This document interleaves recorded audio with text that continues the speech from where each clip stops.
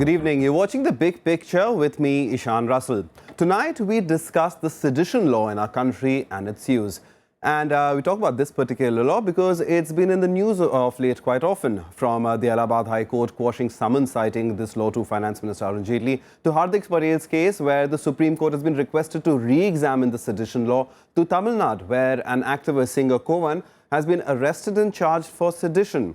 Now, it also brings us to what sedition really is. By definition, sedition is an act against the state. But there have been numerous demands to examine what constitutes sedition under law in India. So tonight, we delve into the law itself, its use and misuse, and the larger question of the right to question the state.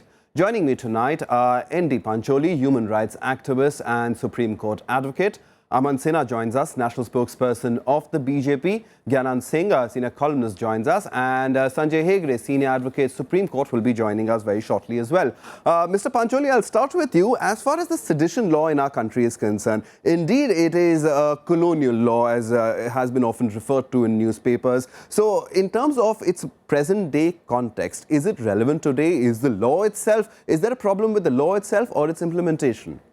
You see, law itself is problematic, and it was enacted just after War of Indian Independence in 1858, in 1870, just to curb dissent, to curb opposition to the established government at that time.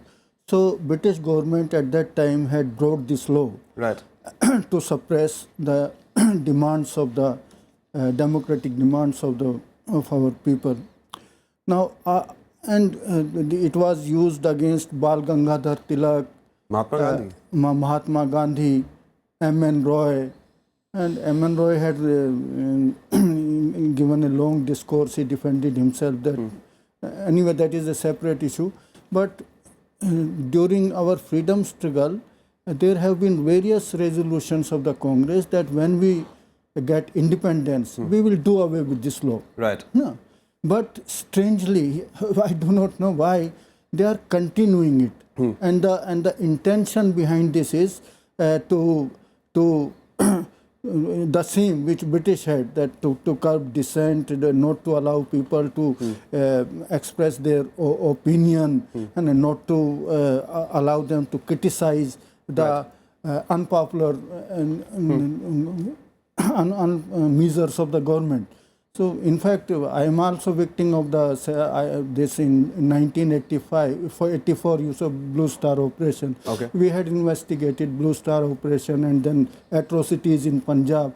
We had given a report, and that report was immediately banned, and on behalf of Citizens for them, and we were charged of sedition. So when the state sedition often then has been used in our context, and that's why we're talking about it, is because of the fact that often the state acts on its own where it does not like a particular opinion, and that's why we're talking about this right now, because of late there have been numerous examples. You take Tamil Nadu for that matter. Now, this is a very common way to register a protest, to raise particular issues as a social activist by singing about it. But when the state feels threatened, does it have the right to slap you with sedition?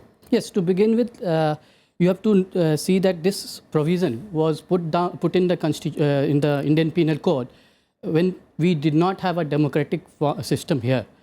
The very definition of this provision is undemocratic. Okay. It says inciting disaffection, and disaffection has been further clarified that it includes disloyalty. How do you justify it in a democracy? Number one. Number two, even if you take it to be, Nick, you wanted me to talk on the fact that there have been numerous examples of late as far as sedition's misuse is concerned. Okay, then when you look at it in terms of misuse, we have to look at this provision within the confines of fundamental rights. Right. When this provision was enacted, fundamental rights were not there. Okay. When fundamental rights was being enacted, we gave to citizens freedom of expression, right, which was to be curbed under Article 19(2) only. No other grounds could be used to curb right to freedom of speech and expression. Right. In fact, sedition was considered by the Constituent Assembly as a ground to curb freedom of speech and expression. Okay. And after a long debate, it was dropped. It was dropped because of the bad past, bad history, misuse of this provision. Now, when you look at it from in the terms of, within the confines of the fundamental rights, part 3 of the Constitution, right, it doesn't stand. Okay. It doesn't stand. All right, Aman Sinha, coming across to you, not just as a politician, but as a practicing lawyer also. You've studied the law. So just give us a sense, as far as sedition is concerned, where does the government stand right now on this? Because we might be talking about a colonial era law, but it's being implemented left, right and center across the country. The Maharashtra government has issued a notification, which it took back, about sedition law being slapped on the cartoonist over there. Similar case in Tamil Nadu as well. Meanwhile, on the other hand, you have your own finance minister being charged with sedition. So in that sense, is the law itself under question? Ishan, you're right that there are some areas of concern with respect to section 124A of the IPC. There's a lot of echo coming back into my EP that we'll could try be to reduce corrected. that. And there have been several cases of misuse also of this law. For instance, the one that you were pointing out, it was a blatant misuse of section 124A, where a district court took suo motu cognizance of a very objective and a fair analysis of the NJHC judgment by Mr. Arun Jaitley, finance minister of the country. And finally, the High Court quashed those summons, saying that it was beyond the jurisdiction of the district court. And the summons were issued without seeking any sanction for prosecution, etc. Right. And it was total misuse of the judicial office. So that is what the High Court held. But surely these are areas of concern when a law is misused. But as far as the constitutional validity of 124A is concerned, it has been tested several times even before the Supreme Court. And Supreme Court has opined on the constitutional validity of 124A in Kedarnath and several other matters. Right. However, it has to be used very sparingly and in the rarest of rare cases, in my opinion. And right, however, Aman, but as far as the state itself is goes and the acts that have happened of late, I mean, isn't there a cause for concern over there? You had the Maharashtra government that is ruled by the BJP saying that against cartoonist Asim Trivedi, sedition charges should be slapped. Then it was dropped later. In Tamil Nadu, where there's an AIADMK government, sedition charges were slapped against an artist for allegedly what the government and the AIADMK are saying is raising question marks about the chief minister of the state. So in that sense, as far as the political class is concerned, or as far as the idea of a state acting with excessive force, is that the case in is that the scenario in these cases as well? No, as far as Maharashtra is concerned, our Maharashtra government withdrew that notification, that particular one that you're alleging to be relating to sedition, etc. But let me say that, in due course of time and again, when the Supreme Court has examined the constitutional validity of 124A, the law has evolved and, it has been laid down very well by the Supreme Court. So a sedition charge could only be attracted when there is an intention to incite violence, and in no other case. So therefore, that judicially it has evolved properly, and therefore courts have thought it fit that it should remain on the statute book. However, it shouldn't take away from the fact that the section 124A has to be used very sparingly and in the rarest of rare cases. And surely this case where summons were issued against Finance Minister Mr. Arun Jaitley was a blatant violation of the constitutional provisions. And so, as well as, would the Kovan case, is that the same, would the BJP say that is the same case in the Tamil Nadu case as well, as far as Kovan is concerned? Well, in my personal opinion, I feel that is not a case fit for imposing section 124. Fair enough. I'm glad that you're being so open and honest over here. But Gyanant has been shaking his head vigorously, disagreeing with you a bit. Gyanant coming in. No, I was disagreeing with him only on the point that the definition as it stands today is that it can be misused. Okay. The thing is, in this case, there was a misadventure by a judge, a judicial magistrate in Uttar Pradesh, and Mr. Arun Jaitley got the summons. Right. Here, such misuse can be in other cases against other people who may not be able to defend as ably as Mr. Jaitley did. One.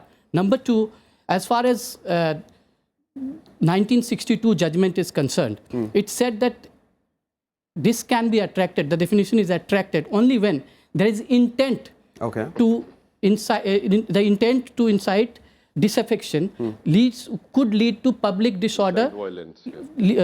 with violence. Right. How do you, like this very fact makes sure that you are not going to be discharged at the first stage. Your intention has to be looked at during trial.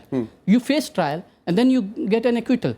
This is unjust. Mr. Pancholi, are there enough provisions in law to deal with dissent or the fact that you might be inciting violence? Now, as far as, for example, the social media goes and use over there, you had section 166A, and then you have the IT Act to deal with various comments that are made, etc. That might amount to sedition. So, in a sense, is the sedition law necessary, or are there enough provisions in law to deal with people trying to create problems? You see, on behalf of PUCL, we have, for a long time, we have been agitating that this law is not necessary. It has to be removed.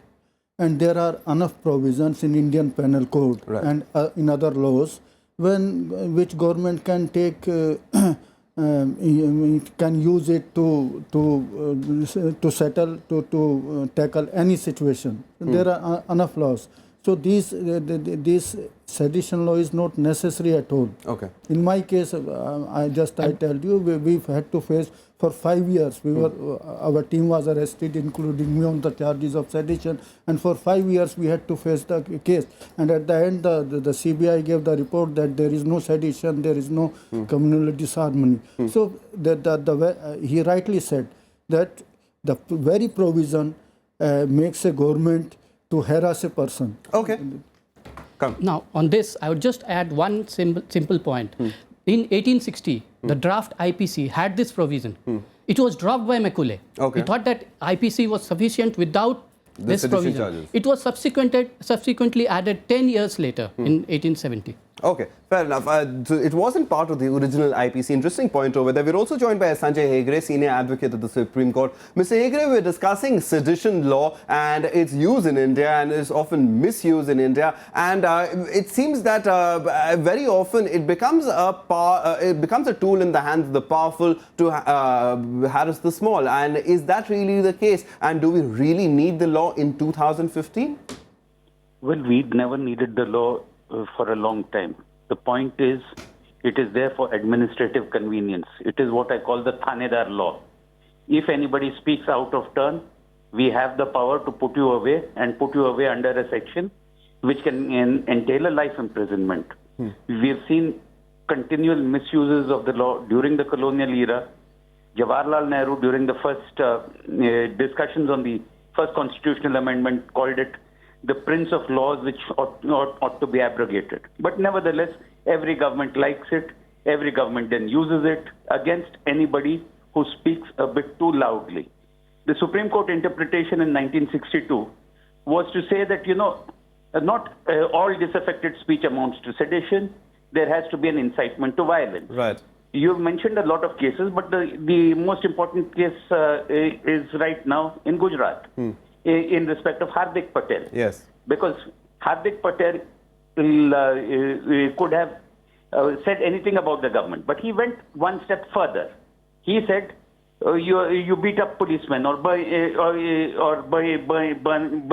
state property. Now, as a consequence of that, the sedition law has been invoked against him. The point is that the line between what is sedition and what is not sedition is sometimes apparent only to trained legal minds. Okay. But its application is used at the level of the policeman, and sometimes it is the SHO of one police thana who decides whether this is sedition or not. And then whoever is the unfortunate at the receiving end goes on facing trial. It is a law which is overbroad in its reach, which is used mechanically and is an instrument of oppression. But let me put it straight to you that I do not expect any government, whether the present or any other to come or anyone in the past, to actually repeal the law because they all like to have the power. All The right. point is that their flunkies then misuse it. All right, but so perhaps it's the nature of the nation state itself, Mr. Pancholi. Is that the problem, that the state would want to safeguard its interest and say that citizens have the right to disagree, but only to a certain limit? Is that the mindset that we deal with because of the fact that, that this colonial era law still exists in 2015 in India? Yes, they want to protect the power of the state. And power of the state means those who are at the time at the helm of the affairs, who are ruling class. But so far as democratic traditions are concerned, democratic values are concerned, this is totally against against our constitutional ethos. Right. All right, it's against our constitutional ethos, but then, Aman Sinha, why haven't we seen enough of the political class talk about this prior to the during the freedom movement and during the Constituent Assembly debates? As the panelists have pointed out, this was one law that everybody was against, yet it has still survived and is surviving in 2015. Is the BJP planning to re-examine it?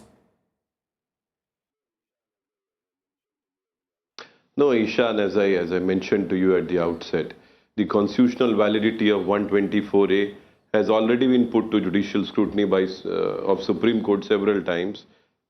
Still, there's a lot of echo coming into my EP. And the Supreme Court has opined on its constitutional validity, and therefore it remains on the statute book.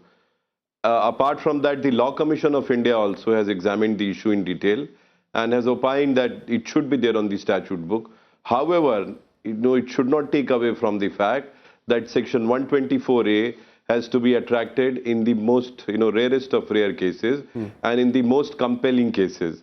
And therefore, the misuse of 124A has come down rapidly. And this government, obviously, the central government has, I do not believe it has used it really. But still, the bottom line is that since constitutional validity has very much been upheld by the Supreme Court, the Law Commission of India has examined the issue and also opined that it should be there on the statute book. Therefore, it remains on the statute book. However, I can assure you that the central government, wherever it comes, it will use it in the most rarest of rare cases. All right, Mr. Sanjay Hegde, this is an opinion that is certainly a little different from what you just expressed. How would you respond to this? The Supreme Court has upheld a section with safeguard does not mean that the legislature cannot then repeal the section. The Supreme Court only interprets enacted laws. It does not say what laws to enact and what not to enact. The point is that we are a democratic country. We are a democratic country with freedom of speech. Now, all kinds of speech can be tolerated. The question is, do you need something like the sedition law to tackle violent speech against the state?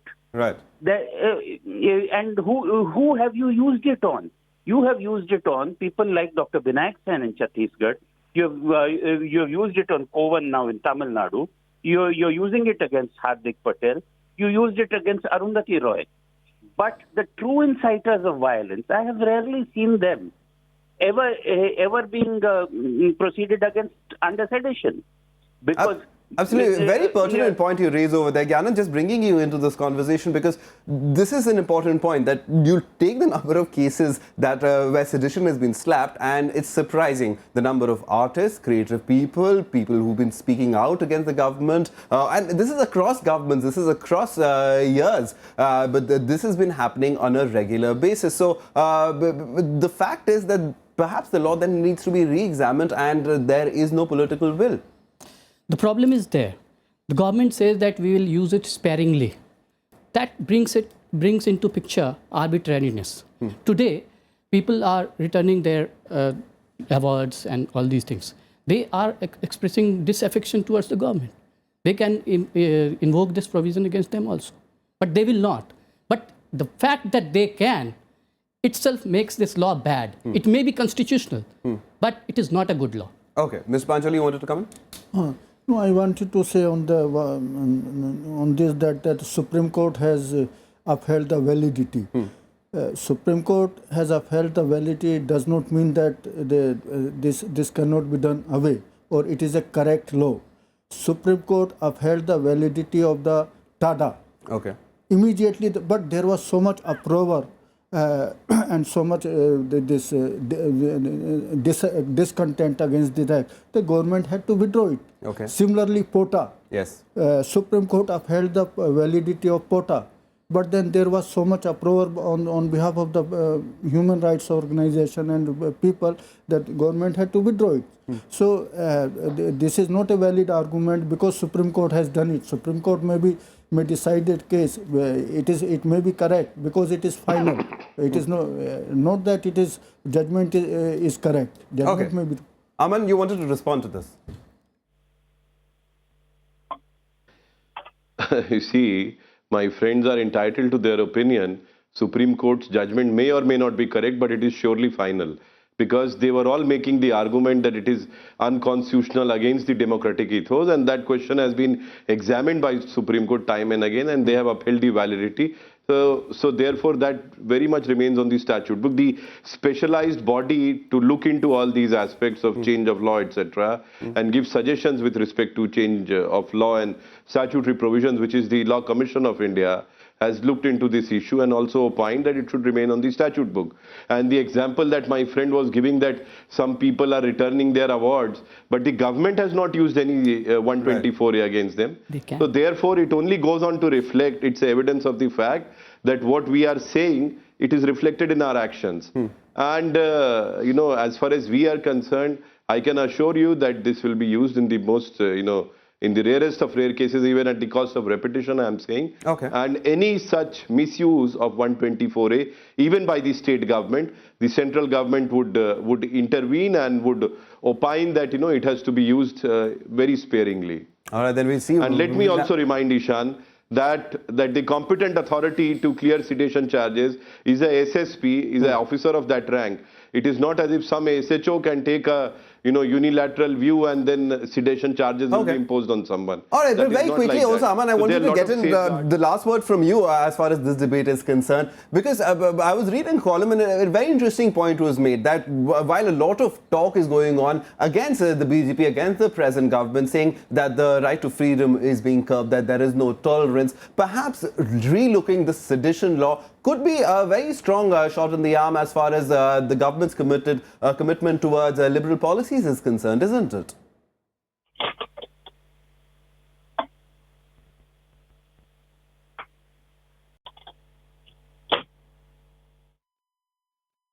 All right, so I'll put that question to you again. And is this an opportunity for the government to say that, all right, we can do away with sedition, we believe in the liberal values, we believe in the right to freedom of speech, therefore what you're accusing of intolerance, of not having the right to dissent, is not valid? This is what the government cannot run away saying that the Supreme Court has upheld the validity of this law.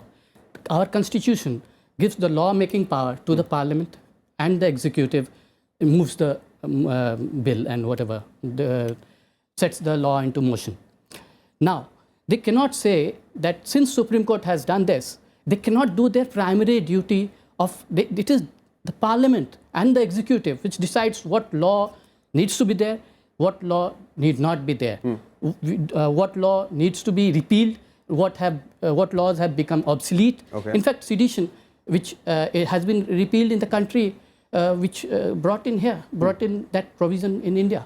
All right, so final words, gentlemen. Mr. Pancholi, I'll come to you first. As far as the final word in the sedition law, you've been somebody who's been targeted using this law. So in your sense, this certainly is a law that should not be there in modern day India in 2015, isn't it? Yes, it should not be there.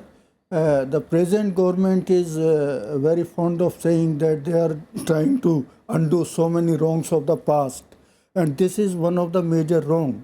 Why don't they do it away? And if they do it, then I think it will be a big achievement for this government in the interest of the people. Yeah, I want to put that question to Aman Sinha. Aman Sinha, final word to you as well. Is this an opportunity for the government, perhaps, if it looks or re-examines this particular law, then the lot of conversation or the accusations that have been made against the BJP and the government of not letting critics speak, of not letting dissenters speak, could be done away with?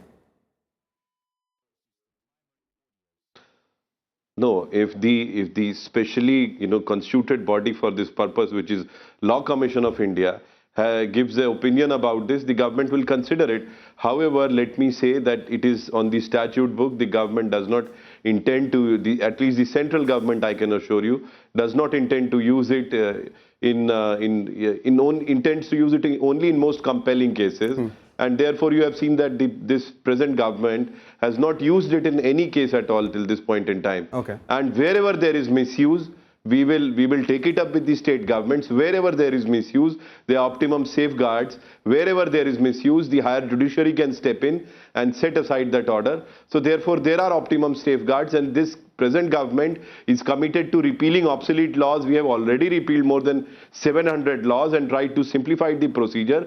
But in extreme and rarest of rare cases, some stringent laws need to be there on the statute book. And therefore, the Supreme Court has opined that it should be there on the statute book, and therefore it remains on the statute book. All right, fair enough. We'll have to see whether the central government reaches out to perhaps AIADMK and the Tamil Nadu government on the sedition charge they've slapped over there on Kovan. Thank you very much for that, Aman. Mr. Hegde, one final word to you. Aman, as he's been repeatedly pointing out, that only in the rarest of the rare, most compelling case can this happen. In our recent history, in our independent history, do you remember of any particular sedition case which warranted such which in short, or which said that this particular act was needed or this law was needed? Take it from me that there has been no case which could have not been prosecuted without the sedition law. This is a law which all governments profess to use in the rarest of rare cases, but will always want it in their arsenal so that the moment a critic gets too harsh or too out of line, they can slam him and threaten him with life imprisonment. This is an instrument of oppression, and it has remained there on the statute books, and I don't expect this government or any other government to take it off.